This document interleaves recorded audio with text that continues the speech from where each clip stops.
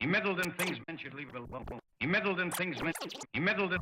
Hey, how's it going, everyone out there in Facebook land? It is James Pesch with another Monday motivational video, and today we are talking about shifting negative self-talk into positive self-talk. And specifically, I'm not talking about the self-deprecating, typical negative self-talk that every one of us find ourselves in from time to time. I'm actually talking about self-talk that seems like it's positive, seems like it's goal-oriented, like you're looking for a solution, but which actually is being framed in a negative linguistic model so that you are actually working contrary to yourself. So one of my friends, Brandon, is the, good morning, Kelly, Trina, welcome. One of my friends, Brandon, actually works with a men's college soccer team. And he actually commented on this post earlier today, or one that is similar, and said that in soccer, he always tells his players not to use the model of don't screw up this pass, don't screw this up, don't mess up, don't drop the ball, all those types of things. He tells them to shift that thinking into focus on the ball, focus on making sure that it gets into the player's feet. So what that model is actually positively stating what you do want, which in the mind creates an imaginative picture of the outcomes that you want. And it begins to start to frame it in a way that is productive and positively stated rather than negatively stated.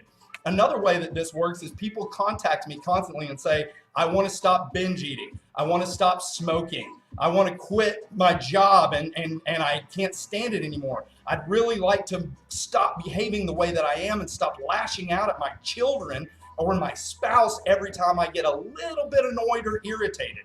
Now, all of these are linguistic models which are actually stating the negative thing that is driving them crazy, the thing that is really eating at them and causing them to feel anxious, depressed, down, sad, and miserable. So what do you think happens inside of the mind whenever you state this again? I want to stop binge eating. What does the brain see? I've talked about this a lot.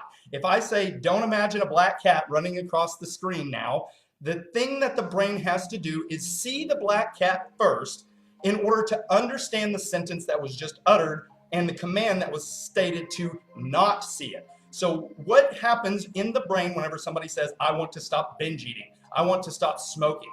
All they do is see themselves doing that and then generate the negative emotions that they have connected to it.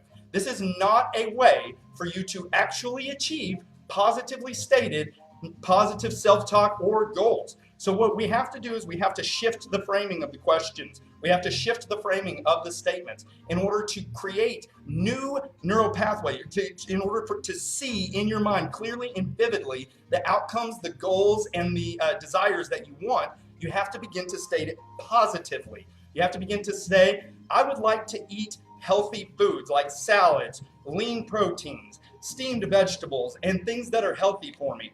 And when you begin to start to shift that, your brain sees you doing that. And then you tell yourself, what is it going to do for your life if you're able to actually implement that positively stated outcome? If you're actually able to be a smoke-free person, someone who does not crave cigarettes, somebody who craves good things for themselves and wants health in their lives, what is it going to look like if you actually achieve that? How much money do you think you'd be able to save? How much time onto your life do you think you might possibly be able to add? So, and also knowing that correlation is not necessarily causation. We know that there are other factors that go into an overall healthy life other than just things like that. But instead of stating what you no longer want, it's time to start stating what you do want. Get out of the negative self-talk, move on from the way that your parents or a critical caretaker might have tried to encourage you to stop doing something, and begin thinking about what it is you want to start doing. Begin thinking about what it is you'd like to add to your life that's going to make your life more positive, more beneficial, more efficient, and overall more desirable for you.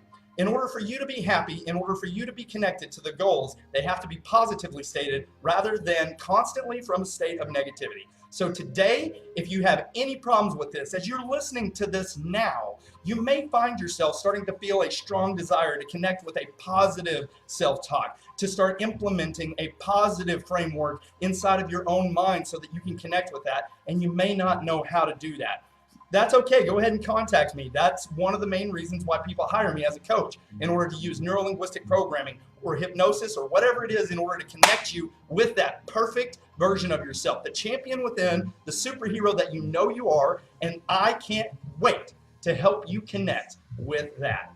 Thank you guys so much for tuning in. If you need anything from me today, please reach out. I'm meeting with people just like you and helping them to connect with their inner champion, and I can't wait to help you do the same. And if I can't do that, I'd love to be your friend.